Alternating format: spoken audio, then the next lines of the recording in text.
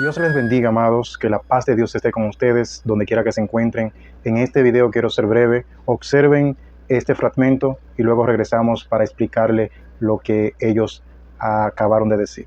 Que está públicamente lo han dicho, de que ustedes no pueden cobrar porque esa es la Porque palabra es de un Dios. mensaje, ustedes tienen que trabajar vocacionalmente. Está bien, te voy a explicar algo. Te voy a decir algo que yo nunca he dicho. Es una estructura. Te voy a hablar de una estructura. Primero, el evangelio no deja de ser un negocio. No deja de ser un negocio. ¿Cómo? Eso ningún cristiano te lo va a decir. No deja de ser un negocio. ¿Por qué? Porque yo voy a una campaña evangelística, ¿verdad? A ti se te arrepienten 100 gente. Esas 100 gente, si tú las sabes disipular, se te convierten en miembros. Esos miembros se te convierten en ofrendas y diezmos. Entonces, si tú me das una ofrenda a mí, vamos a poner de $1000. Y esos miembros te duran 10 años ofrendándote y diezmándote. Esos $10,000 tú te lo vas a buscar en menos de un año de esa cantidad de gente. O sea, tú me pagaste una vez, pero mi trabajo hizo que tú te quedas cobrando muchas veces. Sí. Entonces, cuando tú no quieres que yo te cobre, es porque tú no estás entendiendo. Amados, ustedes escucharon.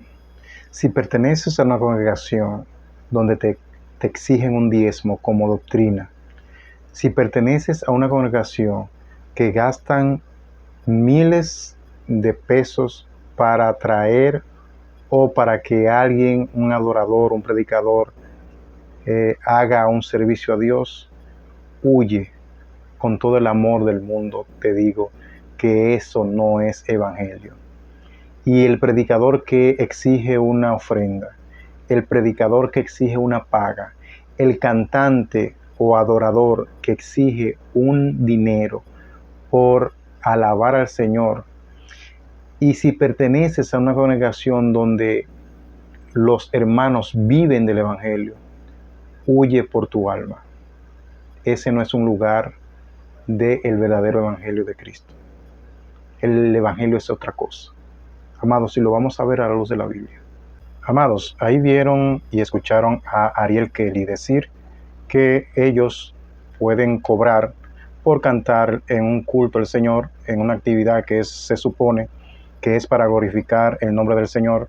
Y él resalta de que si un pastor, si un líder lo llama para cantar en su actividad, en la actividad que preparó, él lo que hace es una inversión, que el pastor lo que hace es una inversión, porque si se arrepienten 100 personas, esas 100 personas le van a dar diezmos y ofrendas, y entonces que él en un año va a sacar, que el pastor en un año va a sacar lo que le pagó a él por cantar en la actividad.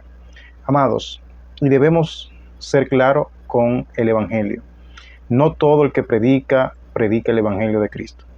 No todo el que dice Señor, Señor entrará en el reino de los cielos. Entonces, hay muchas personas que predican un evangelio diferente.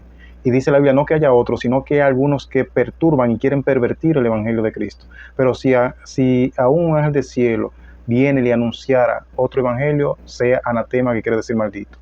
Y amados, nosotros debemos tener claro siempre, permanente, que es por gracia. ¿Qué es lo que significa gracia? Favor inmerecido. Nosotros estamos en este camino, es por gracia. Lo dice inmediatamente Efesios 2:8, nos dice, porque por gracia son salvos por medio de la fe, y esto no de ustedes, pues es un don de Dios, es un regalo de Dios. Y entonces, ¿cómo es posible que el regalo que te dio Dios, tú lo vas a vender? O tú vas a vivir de un regalo que te dio Dios. El Señor no nos da los dones para vivir del evangelio. Eso en ninguna parte de la Biblia usted va a encontrar que usted puede vivir del evangelio. Ninguna parte. El que más predicó, por ejemplo, a los gentiles fue Pablo. Y Pablo dijo, mira, yo no he sido una carga para ustedes, diciéndole a los hermanos, yo me he mantenido. Y él hacía carpas y trabajaba en esto. Entonces, amados, Pablo era uno de los que podría decir, yo necesito diezmo, yo necesito ofrenda, pero Pablo sabía que el diezmo no es lo que se conoce hoy en día. El diezmo, le dicen a usted, Malaquías 3:10 dice que trae tus diezmos al alfolí y verás si no te abro las puertas y te bendeciré y todo. Y te tratan de que tú des dinero haciéndote creer que el diezmo es el 10% de tu sueldo, de tu salario, de lo que tú ganas. Cuando si buscamos la palabra alfolí en un diccionario cualquiera, te va a decir que es un granero. Y podemos hablar en otra ocasión del diezmo, porque el diezmo tiene una explicación bastante clara en la palabra. Las tribus de Israel, eran 12 tribus, se repartieron la tierra prometida. La tribu de Leví no tocó tierra y por eso las demás tribus debían de llevarle el 10% de la producción de los granos que producía, valga la redundancia, la tierra, que se le fue repartida. Esa es la razón del diezmo, amado. No es dinero, no era que tenían que llevar el 10% de lo que los primeros israelitas ganaban, sino que era el 10% de la producción de esa tierra, de ese terreno que le fue dada por promesa. Pero bien, amados, ahora te lo quieren traer por queriendo decir que el diezmo es el 10% de lo que tú ganas. No es así. Y podemos hablar, como dije en otro video, sobre esto. Dice en primera carta de Timoteo, capítulo 3, versículo 8, nos dice: los diáconos asimismo deben ser honestos, sin doblez, no dados a mucho vino, no codiciosos de ganancias deshonestas.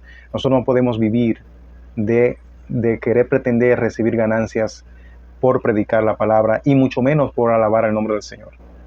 Nadie, absolutamente nadie, ningún ser humano que se diga ser cristiano puede justificar de que usted viva del evangelio cuando la palabra no nos manda a eso. Eso es una diabluría, una herejía delante del Señor y van a tener las consecuencias. Ahí dice que los diáconos no pueden, refiriéndose al diácono, obispo, pastor, anciano, es la misma función. Primera, en la carta de Tito, en el capítulo 1, versículo 7, nos dice: porque es necesario que el obispo sea irreprensible como administrador de Dios, no soberbio, no iracundo, no dado al vino, no pendenciero, no codicioso de ganancia deshonesta. Vuelve a repetirlo una y otra vez. Nosotros no podemos ser codiciosos de ganancia deshonesta. Y ustedes escucharon a ese hombre que supuestamente es un adorador de Dios, diciendo que él tiene que cobrar porque los pastores van a cobrar diezmo y van a sacar en un año lo que le pagan a él. Amados, queriendo hacer ver que con las cosas de Dios pueden beneficiarse económicamente. Y dice ahí, él dice en el video que en la campaña donde él canta que el pastor, si se convierte en 100 gente, ya a un año le van a dar la ganancia con el diezmo y las ofrendas. Queriendo decir que los cristianos, y lo dice taxativamente, el evangelio es un negocio. Y no, el evangelio no es ningún negocio. Nosotros como cristianos no vemos el evangelio como negocio. Por lo menos en la iglesia de Cristo donde nos congregamos, nosotros no vemos, no actuamos de acuerdo a esa teoría de que el evangelio es un negocio. Para nada. Incluyendo las ofrendas. Las ofrendas son para los santos. ¿Quiénes son los santos? Todos los servidores del Señor. Todo el que se arrepiente y se convierte a Cristo bautizándose para el perdón de los pecados es considerado santo, parte de los santos de la iglesia. Y si usted se enferma, hay que dar la ofrenda, se saca y se le compra la medicina. Si no tiene que comer, se saca y se le compra comida. Pero la palabra de Dios no dice que la ofrenda es para que el pastor se haga rico ni que viva de las ofrendas. Nada. La Biblia no dice eso, amados. Pero bien, lo que les recomiendo es escudriñar la palabra para que entendamos que muchos andan predicando el evangelio. Usted lo ve con una gran alabanza, con un ministerio grandísimo, y hay iglesias que van multitudes de personas, pero dice la palabra que los perdidos serán como la arena del mar por estas prácticas. No es verdad que el evangelio es un negocio. No es verdad. El evangelio que ellos predican, el evangelio que ellos siguen, sí es un negocio, pero el evangelio que está en la Biblia, el evangelio que Cristo nos mandó a predicar, no es un negocio. Y usted puede escudriñar la palabra y va a ver que no es así. Amados, bendiciones. Y no seamos como Simón el mago, que vio que por la imposición de manos se le daba el Espíritu Santo a los hermanos, y este le ofreció dinero a Pedro. Y en el capítulo 8 del libro de Hechos, en el versículo 20, nos dice: entonces Pedro le dijo: tu dinero perezca contigo, porque has pensado que el don de Dios se obtiene con dinero. Amados, el don significa regalo, gracia significa favor inmerecido. Dad por gracia lo que por gracia recibisteis. Es decir, tienes que dar por gracia lo que el Señor te dio como un favor que no merecías. Que el Señor nos bendiga, amados, y tengan mucho cuidado con esas congregaciones, con esas iglesias, que por el hecho de usted levantar la mano y decir o repetir una oración: Señor Jesús, en este momento me entrego a ti, me arrepiento de mis pecados, inscribe mi nombre en el libro de la vida y no lo borre jamás, y ayúdame a perseverar. Diga que ya son cristianos y eso le da la autoridad de decirte que debes pagar un diezmo, que debes contribuir con un diezmo, cuando no es así. Bendiciones y que el Señor nos ayude en todos nuestros días.